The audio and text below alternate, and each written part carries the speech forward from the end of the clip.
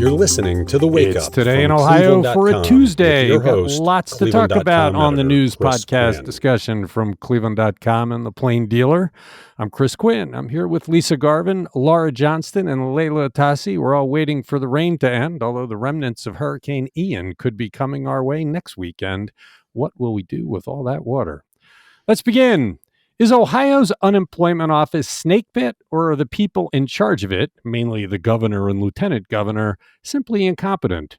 We talked at length in the first year of the pandemic about how the 2004 vintage computer system caused heartache for many thousands of people who needed unemployment benefits back then. The state promised to replace that computer system. And now, Lisa, what has happened? Well, to be fair, I think it's out of the government's control what happened here. But the Minnesota-based Sagitech, which is the company, the vendor they were using to upgrade their computer system in the ODJFS, two of their partners, David Gerald Minkinen and Sivaraman Sambasavam, were indicted in August in a West Virginia federal court. It's alleged that they stole trade secrets from their former employer, Deloitte, and then used those trade secrets to create the software program Neosurance that they were installing or supposed to install at ODJFS. They got the contract from Ohio in 2018. It was an $86 million contract. And as you said, this is a 2004 vintage computer system. It was all supposed to be done by next fall, but it's on hold because of these indictments. Bill Teets, the spokesman for ODJFS, says it's unclear how long it will delay their project, but they might have to consider hiring another vendor if things don't work out. And in Kentucky, they've already done that. They had a similar contract with Sagitech to upgrade their creaky unemployment benefit system, but they're reawarding their contract to another one because they didn't hear from Sagitech for months after their $40 million contract was awarded. In a statement from Sagitech, they said, well, it was the company that wasn't indicted. A couple of our partners were indicted, but we weren't. And they say they're working with the feds on the investigation. What is it with the government and its inability to get good computer systems? We talked at length about Cuyahoga County's ERP system that ended up so far over budget you can't count, so late that it may as well not come at all. And then we didn't talk about it a week ago. They have a whole different computer system they're abandoning 80% of the way in. It just seems like the government doesn't have the IT expertise to find competent computer companies to serve their needs. This is a nightmare for unemployment. What if we get into a recession and lots of people again bombard the system with requests? Are we going to be back where we were? I mean, how many people did we hear from during that time that were in agony because they could not get benefits or answers? But to be fair, this is, and I've said this all along on many stories, including this one, this is a complete IT failure. This is something that it's very expensive to overhaul a computer system, especially in a big department. I did it 3 times at MD Anderson Cancer Center. We're 12,000 employees. It's extremely expensive. There are a lot of crappy vendors out there, to be quite frank. So yeah, it's unfortunate that they picked the wrong one. But yeah, this is not an easy undertaking. It's interesting that you did it 3 times at MD Anderson, I bet, in the time window since they've had their 2004 system, right? Exactly. Yeah, right. That's government for you. It's Today in Ohio. Maybe he listens to the podcast. J.D. Vance has actually agreed to debate Tim Ryan in the battle for the Senate seat in Ohio. We talked yesterday about how we thought he wouldn't because he's so stiff. Laura, what are the details? 2 Senate candidates' respective campaigns both said on Monday that they had agreed to these 2 debates next month, one in October 10th in Cleveland, another October 17th in Youngstown. And the Cleveland debate is going to be hosted by Channel 8 WJW. The debate in Youngstown, which is near Ryan's hometown in Trumbull County, is going to be hosted by the TV station WMFJ. There is a third possibility, October 4th in Hamilton, but Vance's campaign said that's impossible logistically, that they're not ruling out a third date somewhere at some time. It's odd to me that they've agreed to do it at these 2 TV stations. I mean, one is a Fox affiliate. I don't know if the other is. where they wouldn't do it with the neutral Ohio Debate Commission. It just seems unusual to me that this is the way they're going. But at least it will. Well, will it be a debate? Do you know anything about the format, or is it going to be question talking points like we saw in the City Club County Executives debate last week? They haven't released exactly how it's going to work. Vance campaign was all against the debate commission because they said the director was a former Democrat. And so while they said he would have nothing to do with setting up the debate or choosing the questions, they're using that as the reason that they won't engage in that. All right, So we'll have to see if this is a genuine debate where they get to go at each other and confront each other and challenge each other and respond, or if it's just, what's your position on abortion? What's your position on X? And they just list their talking points, which I think voters find no use in. I thought Caitlin did a great job portraying the City Club debate last week as what it was, just a boring recitation of positions. I think that Ryan, the way he's answering questions, said he'll do it whenever, wherever. He's got a lot of things to answer for. I have a feeling Vance's campaign is going to be a little stiffer and stricter on their format. Okay, you're listening to Today in Ohio. The people who say that the county coffers are simply too dry to spend money on the decrepit courthouse keep spending from their $66 million in slush funds. Layla, what's the latest spending to come from the Cuyahoga County Council? Well, they queued up another $900,000 this week from the American Rescue Plan Act, according to our Stimulus Watch reporter, Lucas DePrilli. And here's what it is. In District 1, where Councilwoman Nan Baker is the council representative, it's $250,000 for renovations at the Global Ambassadors Language Academy. That's a charter school on West 125th Street. Councilman Marty Sweeney from District 3 is giving $225,000 to the West Shore Consolidated Dispatch Operational Plan, $100,000 to University Hospitals for its Pediatric Sexual Assault Nurse Examiners Program, and $100,000 for the Greenbrier Commons Facility Renovations Project. And then Sonny Simon from District 11 is giving just under $174,000 to Lyndhurst to buy snow removal equipment and $50,000 for renovations at the Cuyahoga County Animal Shelter. But, here's the thing. It's hard to argue that some of the slush fund projects aren't worth funding. Right? Because for every 3 patronage projects, you stumble upon one that really does serve the entire community, like, the Sexual Assault Nurse Examiners Program at UH. But those are just, I feel, camouflaging the many cases in which the money is not being used for its highest and best use for the county. Well, it's being used in the most politically advantageous way for the individual council member. Right. Yeah, their defense of they built these in secrecy and did all sorts of things we've talked about. And their defense is, but these are good projects. The problem is they don't really have the capacity to spend on things like this. It's like if your basement has a leak and you can't really use your basement. You don't fix your basement if you don't have the money, because if you use whatever money you have to fix the basement, you don't eat food, right? So they don't have money. They have a gigantic need in the courthouse. It's been decrepit pretty much for 25 years. That atrium has been leaking, I think, the entire time I've lived here. It's a mess, and that's basic county service. You've got to provide a working courthouse. So they could have taken $66 million from the general fund, put it into a construction fund, and used this money to replenish the budget, because that's one of the legitimate purposes. But they didn't. They're just spending it willy-nilly when they don't really have that capacity. It's the same thing with the $50 million they're spending on the MedMart. They say, well, it's a white elephant. It just sits there. We got to do something with it. Not if you don't have the money. What's more important, a courthouse or the MedMart? And so now, as of last week, we know there is no money for the decrepit courthouse, and yet they continue spending on stuff like this. It's luxury versus necessity. Right. And it's greasing palms, right? It's forging those relationships with mayors and things like that. And the most egregious example was the Parma Golf Course Clubhouse, right? Because in that case, we had, $4 million going to that project, while the council person turned away the Rape Crisis Center because they're not in his ward, when we know, yes, they are in his ward. They're in every ward or in every district. And in fact, we have since seen other council members pooling their money to fund other similar agencies that serve the entire county.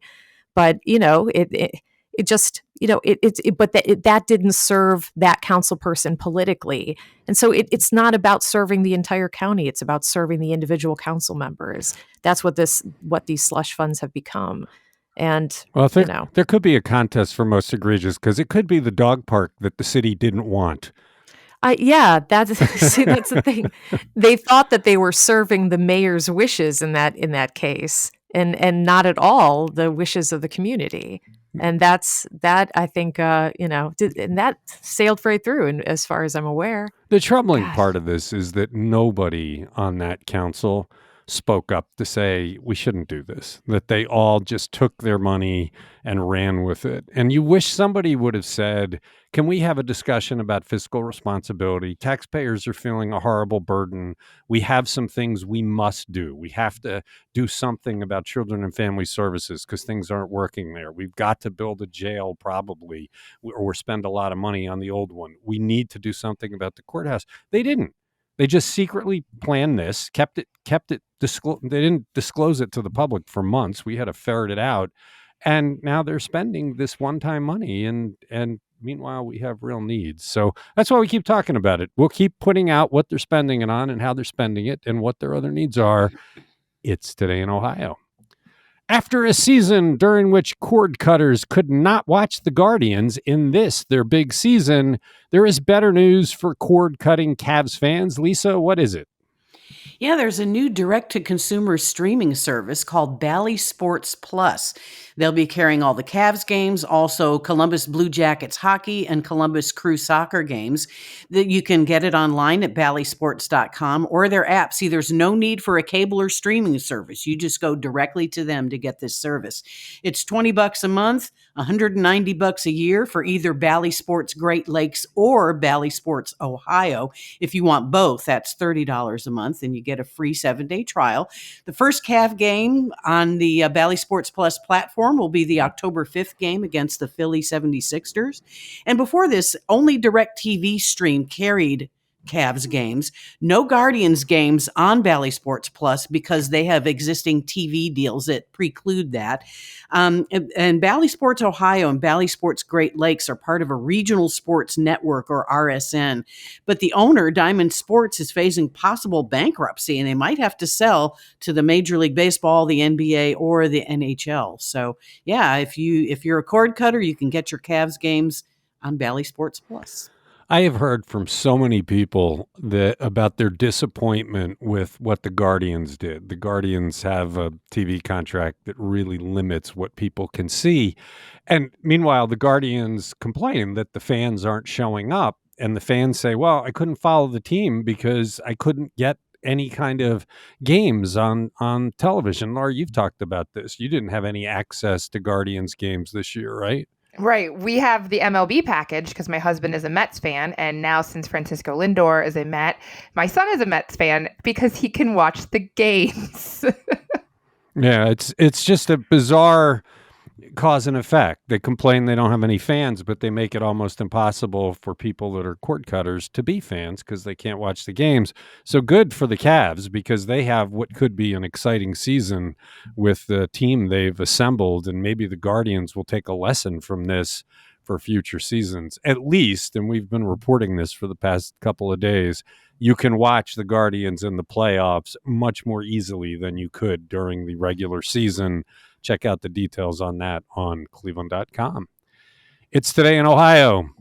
Speaking of the Guardians, they caught some criticism for how they dressed up in costume on their final road trip of the regular season. But is this a real controversy, or is it sour grapes from Chicago fans whose team was obliterated by the Cleveland players? Laura? I think it depends on who you ask. There are definitely Clevelanders that are not happy with the team and said it was in pretty poor taste.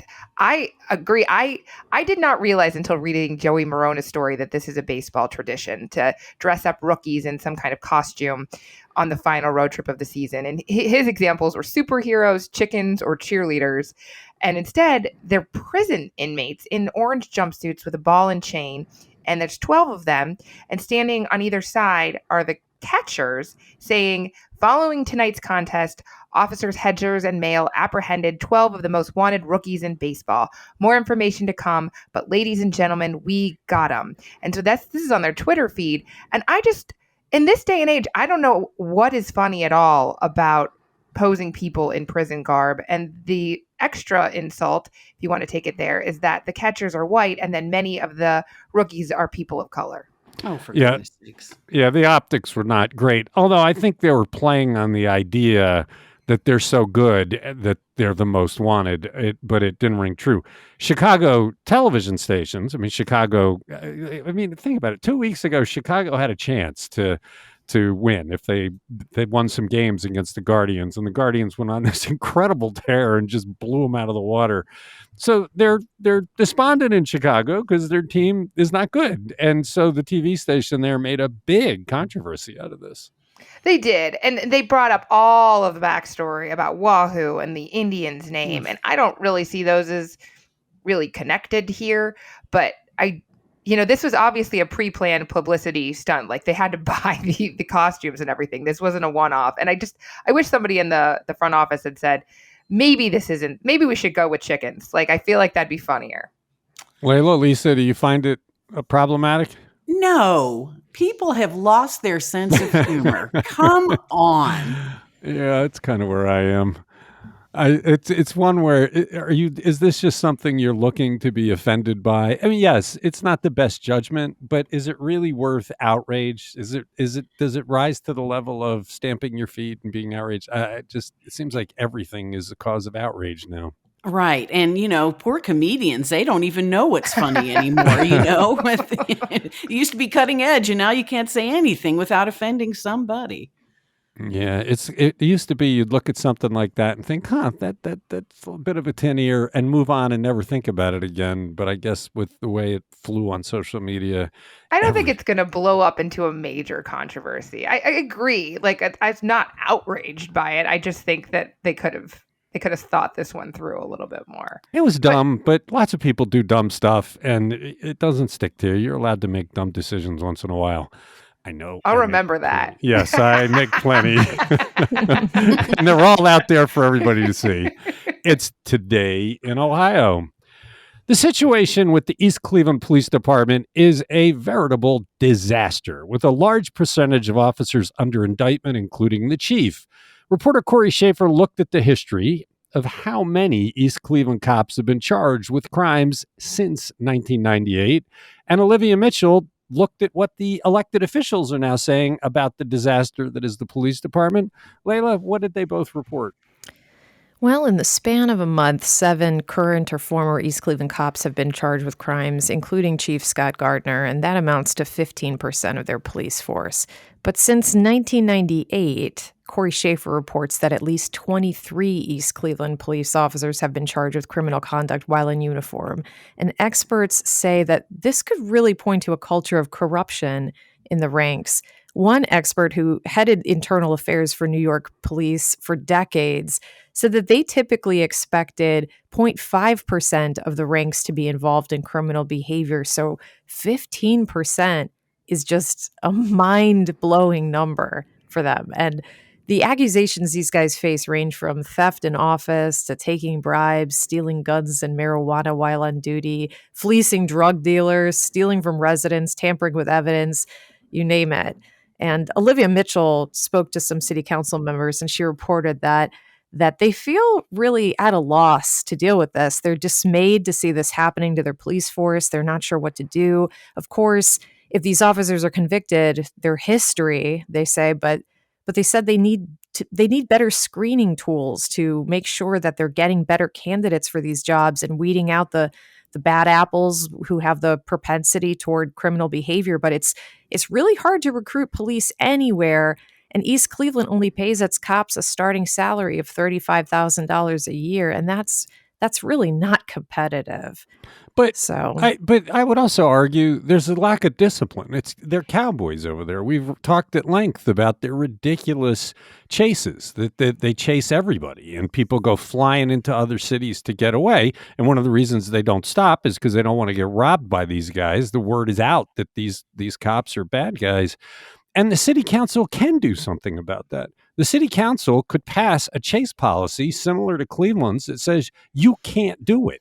And they don't. They've done laissez-faire, let the police department act as wild and crazy as it has. And once you have that kind of cowboy feel, then there are no limits. Why should they feel like, well, why can't we steal? There's nobody watching us. We could do whatever we want.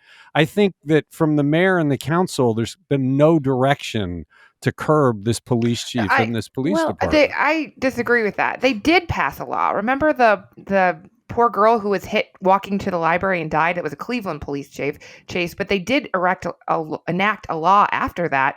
The problem is the mayor and the police chief never put it into action. So you have city council members that are like, we did something, and we can't get our own employees to follow what we said as the law. It's enforcement. So the chief is under indictment now. You've got a mayor who's being recalled. And do they have a civilian review board? I mean, do they have any kind of what happens when you file a complaint there? What? Nothing, right? Right.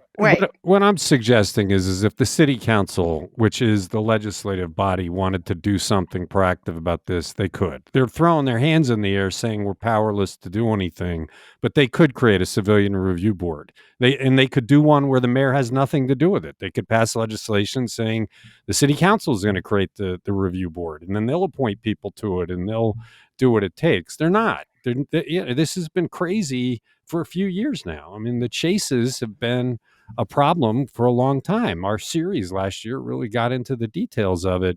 It's not surprising to hear that these officers who are flying through neighborhoods, look, they're flying through South Euclid, they're flying through Cleveland Heights, they're chasing people left and right who are afraid because they don't want to lose their stuff or get falsely charged or something. It's a mess. I mean, we've talked about, it's almost would be better if East Cleveland was a township and the sheriff was patrolling it, right? Stop being incorporated as a village, be a township, still have a council, still have some self-determination, but get out of the police business. Let the sheriff do the work. It's Today in Ohio. Wi-Fi on buses? Cleveland Public Schools are stepping up the use of tech to help students. Lisa, this is a cool story. What are the details? Yeah, the Cleveland Municipal School District is adding Wi-Fi to all of their school buses. Curtis Timmons, who's the chief of the IT divisions there, calls it a complete journey of connectivity.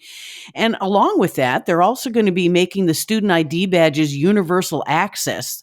Students can already use it on RTA buses, but now they'll be able to use them at Cleveland libraries, and in the future, in a little big brothery move, that they could use these badges to document absences and tardiness eventually. Also, in classrooms, they've added what are called clever touch screens. They're huge interactive displays in the classrooms, and students can miracast. I actually had to look this up. Miracast means wireless connection between the sending device, the student's computer, and the receiver display, the screen. So they can move their work to the screen. They can, record live demonstrations in classes and so on.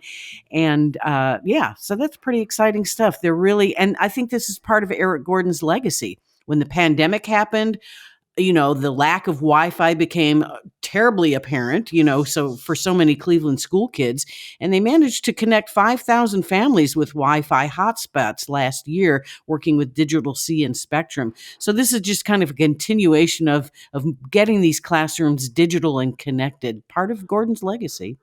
Yeah, he showed off some of this stuff in his State of the School speech last week. And when he said Wi-Fi on buses, we all kind of looked at each other like, wow, that's pretty cool. I mean, who would have thought of that? And then the connections to the library sound good.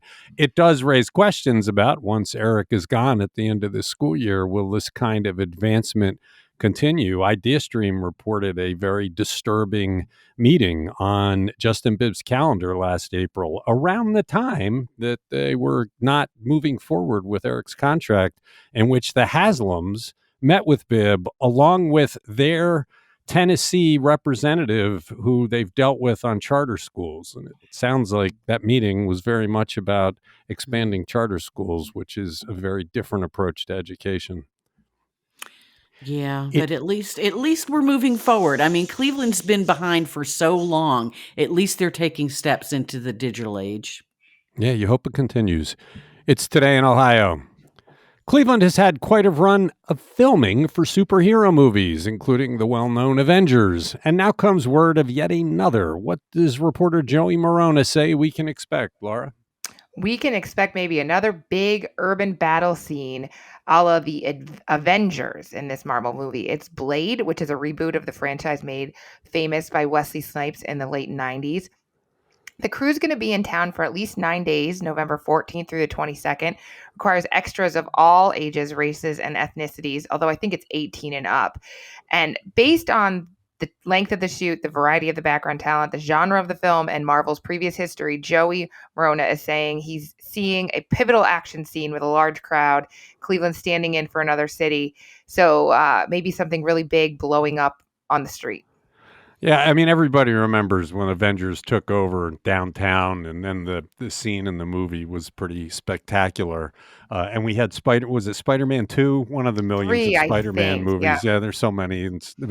But that did all sorts of cool, like, car stunts and things. On So the highway, right. you And I always, guess you do always get Avengers the were here. complaints from people who say, I can't get to work. I can't get to work. But it is kind of a cool thing. I agree. And I guess Spider-Man had a shorter window like this one, whereas the Avengers was here a lot longer. And I got to say, it might be one of the few Marvel movies I've seen all the way through because I was checking out for Cleveland scenes. But filming lasts 10 to 12 hours a day. The rate is $92 plus overtime after 8 hours. And I was actually going to say, oh, how cool would it be if we could get a reporter in to be an extra? But then I realized exactly how tight-lipped and the forms you have to fill in to not say anything. So it's not like we could have a reporter go and tell everybody what it's like. No, I remember when we got the shot of two of the characters kissing or something. Yes, we put it on the front page. Yeah, it was a pretty big deal from one of the Avengers movies. So you're not an Avengers fan then, Laura? Does this surprise you? Yeah, the more the Virgin River kind of watching. I have never seen that show. All right, you're listening to Today in Ohio. Layla, you bemoaned the permanent closing of Top Thrill Dragster at Cedar Point a few episodes back, partly because your daughters would never now experience the terror of waiting to be rocketed to the top. But are we seeing signs that another version of the ride will replace it and fulfill your dream for your daughters? Well, this story by Susan Glaser about the fate of the dragster was so interesting. She says that since the announcement that they would be closing it down, everyone has been speculating about what will replace it, and that early signs suggest that they might be making alterations to the ride with plans to reopen it with a new name for the ride, a new theme, new trains, and a new queuing area farther away from the track, and a new launch system that would make it a much more dependable ride that isn't as prone to shutdowns and disruption. So the clues that lead to that conclusion include the initial tweet from Cedar Point in which they said that the ride would be retired as you know it. Compare that to how they shut down the Wicked Twister and said it would be closed for good. But also they've erected this really tall fence around the base of the ride, and folks who've peeked past it said they've observed alterations being made to it, including the removal of these retractable brakes along the launch track. The ride's hydraulic launch system propels riders up and over a 420-foot high hill at a speed of 120 miles per hour. But it has hundreds of parts that can malfunction. And let me just say, I have waited 4 hours in line for this ride just to be turned away when the thing malfunctioned and they had to shut it down. So yes, it is very prone to malfunctioning and very finicky. But anyway, the likely alternative to the hydraulic launch is something known as a linear synchronous motor launch powered by magnets and with far fewer parts. if you've ever ridden the Maverick at Cedar Point, which is my favorite ride there, it's powered by this LSM launch system. So there are some questions around whether the LSM launch system would have enough power to propel trains over the ride's enormous hill. And apparently the rate of acceleration of the magnet launch is less intense than the hydraulic launch. So that would be kind of disappointing because, like I described on a previous podcast, the launch of the Dragster is unlike anything else at Cedar Point. You go from 0 to 120 in under 4 seconds. I mean, you're just blasted forward. But it's apparently being used on a coaster called Red Force at Ferrari Land in Spain, which has a top speed of 112 and reaches a height of 367 feet. So it could be enough to do the job. But yeah, I don't really see how else you can modify that ride. It is so distinctive. So the launch system probably is what they're changing about it. So powerful magnets. Maybe they can give you an MRI while you're racing through the ride. I need one. We'll have to get, well, Susan is on top of this, so if there's a development, we'll surely know about it. It's Today in Ohio. That's it for Tuesday. Thank you, Lisa, Laura, and Layla, and thank you for listening to the podcast. We'll be back on Wednesday.